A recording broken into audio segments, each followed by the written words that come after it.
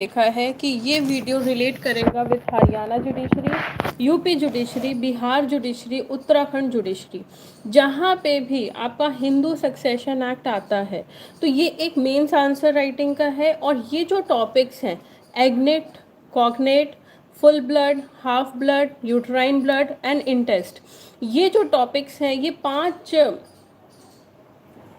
ये 6 टॉपिक्स ऐसे टॉपिक्स हैं जहाँ से आपका शॉर्ट नोट आता ही आता है और कई बार ये शॉर्ट नोट पूछा भी गया है। हरियाणा में कई बार पूछा है, बिहार में पूछा है, and when we talk about Uttar Pradesh वहाँ पे भी पूछा है, उत्तराखंड में भी पूछा है। तो ये जो टॉपिक्स हैं these are the very important topics. तो लेट अस डिस्कस कि इसकी मेंस की आंसर राइटिंग आप कैसे करोगे, क्योंकि ये बहुत लेंदी नहीं होते हैं। लेकिन जब आंसर राइटिंग की बारी आती है तो प्रॉब्लम आती है कि भाई आंसर राइटिंग करें तो करें कैसे। तो ये एक बहुत बड़ी समस्या आती है। तो लेट अस स्टार्ट। सबसे पहले समझते हैं कि एग्नेट होता क्या है। अगर वीडियो अच्छा लगता है तो लाइक कर दीजिएगा, चैनल सब्सक्राइब नहीं किया है तो सब्सक्राइब कर दीजिएगा। तो लेट अस डिस्कस कि what is the meaning of agnate. तो पहले कॉन्सेप्ट को समझते हैं कि एग्नेट होता क्या है। तो देखिए, एग्नेट्स हैं, कॉग्नेट्स हैं, ये सारी चीज़ों की ज़रूरत कब पड़ती है, तो इनके इन टर्म्स की ज़रूरत तब पड़ती है। सपोज़ करिए ये एक पर्सन है, एक मेल है, अब इसकी हो जाती है डेथ। अब इसने पीछे अपने क्या छोड़ी है, बहुत सारी प्रॉपर्टी छोड़ी है। और जिस टाइम पे इस प्रॉपर्टी का फिर क्या होगा, डिस्ट्रीब्यूशन होगा। भाई इनके बच्चों में डिस्ट्रीब्यूशन होगा, इनके अगर ये एंसेस्ट्रल प्रॉपर्टी है तो बाकी के लोगों में भी डिस्ट्रीब्यूट होगा। तो यहाँ पे जब प्रॉपर्टी को डिसॉल्व करने की बात आती है, डिस्ट्रीब्यूट करने की बात आती है, सक्सेशन में जाने की बात आती है, तब हमको ये जो लीगल टर्म्स हैं विच आर एग्नेट्स, कॉग्नेट्स, एसिडेंट्स एंड डेसिडेंट्स, इन सबको समझना ज़रूरी पड़ता है। तो सबसे पहली बात आती है कि भाई ये एक पर्सन है, ठीक है, इसके एक फादर भी होंगे, मदर भी होगी, मदर एंड फादर, ठीक है। तो पहले तो दो टर्म्स हैं आपके, दैट इज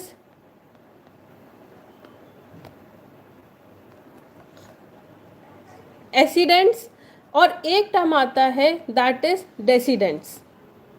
अब एसिडेंट्स और डेसिडेंट्स होते क्या हैं, तो ये जो एक पर्टिकुलर पर्सन है, ठीक है, तो इससे पहले की जो पीढ़ी थी, यानी कि इसके माँ बाप हो गए, इसके दादा दादी हो गए, पर दादा दादी हो गए, उससे पहले की जो एंसेस्ट्रल वाली जो चीज़ें आ रही हैं, यानी कि इससे पहले की जो जनरेशन थी, दैट इज़ कॉल्ड एसिडेंट्स। और इसके बाद में भाई इसकी शादी होगी, इसके बच्चे होंगे, उनके बच्चे होंगे, ये जो आपका आता है दैट इट बिकम्स डेसिडेंट्स, ठीक है। तो ये जो वर्ड है दीज आर वेरी इंपॉर्टेंट। तो ऊपर वाला जो पोर्शन है that is accidents, okay, I will try कि मैं सीपीसी और मुस्लिम लॉ भी करवा दूं, ठीक है। और फिर आता है आपका डेसिडेंट्स, ठीक है।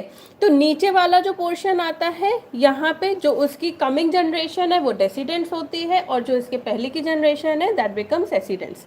ये कॉन्सेप्ट क्लियर। अब इसके बाद एक टर्म आता है एग्नेट्स का, ठीक है। तो एग्नेट्स की जब हम बात करते हैं, सपोज करिए ये एक पर्सन है, इसका नाम है राम, इसको हम क्या नेम दे देते हैं, राम। अब जब राम है तो राम की बट ऑब्वियस होगा कि इसकी एक मदर होगी और इसके एक फादर होंगे, करेक्ट। अब यहाँ पे हम किसके बारे में बात कर रहे हैं, एग्नेट्स के बारे में बात कर रहे हैं। तो एग्नेट्स का मतलब क्या होता है कि जो फादर वाली लाइन है, यानी कि इसके फादर हो गए, चाचा हो गए, ताऊ जी हो गए, दादाजी हो गए, पर दादाजी हो गए, बड़े पापा हो गए। तो जो फादर वाली लाइन है, मेल लाइन जो होती है, दैट इज नोन एज एग्नेट्स, ठीक है। इसके बाद आता है कॉग्नेट्स। कॉग्नेट्स की जब हम बात करते हैं तो कॉग्नेट्स कौन होते हैं, तो इसके जो मदर वाली लाइन है, यानी कि जो राम की जो मदर साइड है, यानी कि इसकी मौसी, नानी, तो मामा जी हो गए, तो ये वाली जो लाइन होती है दैट बिकम्स कॉग्नेट्स, ओके। तो ये आपके कॉग्नेट्स और एग्नेट्स हो गए। अब मेंस में देख लेते हैं कि इसकी आंसर राइटिंग आप कैसे करोगे। एग्नेट्स और कॉग्नेट्स की पहले देखते हैं। तो सबसे पहले आपका आता है एग्नेट्स। तो एग्नेट्स में आप क्या लिखोगे, one person is said to be an, हमेशा आप एग्नेट की जो शुरुआत रिलेशनशिप को आप डिफाइन करोगे, हमेशा आप दूसरे रिलेशन का रेफरेंस देके लिखोगे। तो हमेशा आपको क्या लिखना है कि हम एक पर्सन को दूसरे का एग्नेट हम कब बोलेंगे, if the two are related to each other by blood और एडॉप्शन। भाई वो ब्लड से भी रिलेट कर सकते हैं या एडॉप्शन से भी हो सकते हैं, होली थ्रू मेल, यानी कि जो मेल लाइन चल रही है उससे। The agnatic relation may be male और female, such relationship is a relationship by blood and not by marriage। ठीक है, ब्लड रिलेशनशिप होना चाहिए, तभी हमने चाचा ताऊ दादाजी इनको रखा। दस द एसिडेंट्स एंड डेसिडेंट्स, यानी कि इसमें हम दोनों को ले रहे हैं कि वो आपके एसिडेंट्स भी हो सकते हैं और डेसिडेंट्स भी हो सकते हैं, यानी कि जो राम के बेटे हैं वो भी आपके एग्नेट हो सकते हैं of a Hindu in the male line of succession. जो आपकी मेल लाइन आ रही है दैट बिकम्स एग्नेट, और those who come in the family by adoption. तो जो मेल लाइन है यानी कि बेटे के बेटे के बेटे, या उन्होंने किसी को अडॉप्ट कर लिया, तो वो भी किस में आ जाएंगे, एग्नेट में आ जाएंगे। Thus once father grandfather in ascending line, यानी कि जो ऊपर वाली लाइन थी, uncle son etcetera in the collateral line. Collateral line कौन सी होती है वो भी देख लेते हैं। तो यहाँ पे जब हम बात करते हैं, कोलेट्रल का मतलब होता है सेम में। सेम का मीन्स कैसे हुआ, अब जैसे यहाँ पे राम है, ठीक है, ये कौन है, राम है। यहाँ पे हम कोलेट्रल की बात कर रहे हैं, ये कौन है, ये राम है। यहाँ पे इसके दादाजी ये रहे, दादाजी के थे दो बच्चे, एक हो गए राम के फादर और एक है राम के जो फादर हैं उनके ब्रदर। दादाजी के दो बच्चे S1 एंड S2। ठीक, अब यहाँ पे जो S2 का बच्चा होगा, ठीक है, जो S2 का बच्चा होगा, सपोज करिए श्याम, तो ये क्या लगेगा राम का, दैट विल बी कोलेट्रल होगा, यानी कि ब्रदर ही तो लगेगा। तो यहाँ पे ये दोनों किस में आ जाएंगे, they will become a collateral. ये कैसा रिलेशन शेयर करेंगे, ये कोलेट्रल रहेंगे, क्योंकि ये एक ही लाइन के हैं, एक ही जनरेशन के हैं। ठीक, तो ये जो होता है इसको कहते हैं हम कोलेट्रल रिलेशनशिप। नेक्स्ट आते हैं वापस हम आंसर राइटिंग पे।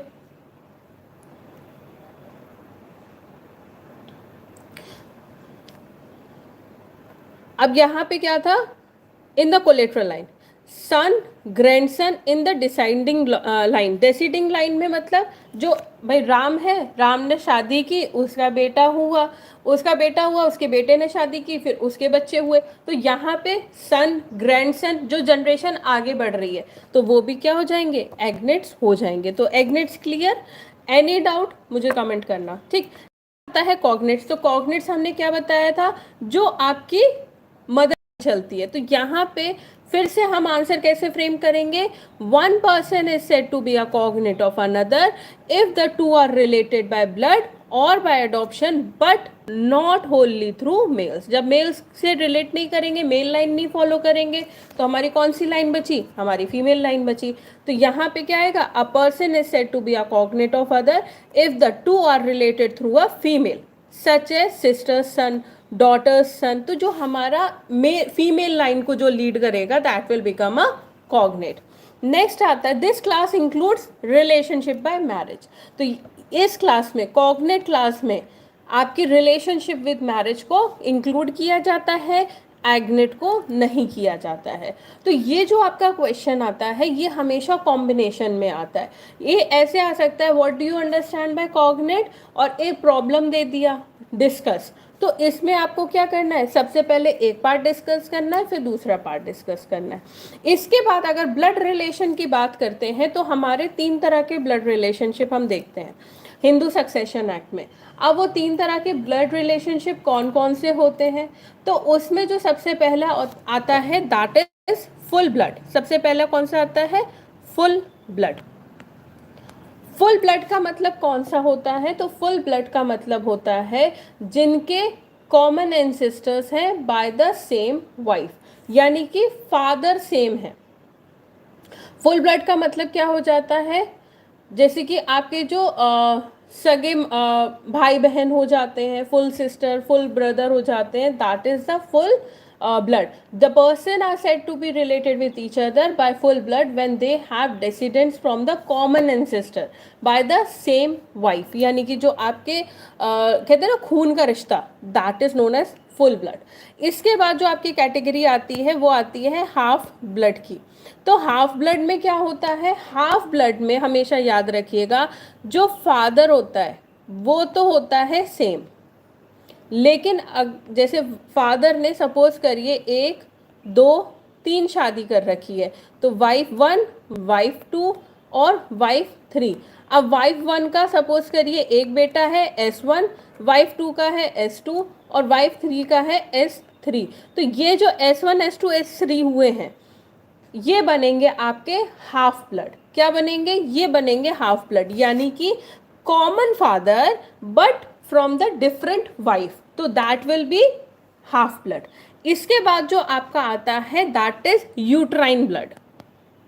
यूट्राइन ब्लड, अब यूट्राइन ब्लड में क्या होता है, यूट्राइन ब्लड में आपकी जो मदर होती है वो कॉमन होती है. जैसे कि आपकी इफ वी टॉक अबाउट कि वाइफ मदर इज 1, अब उसने शादी की है 2, उसके 2 हस्बैंड है H1 और H2.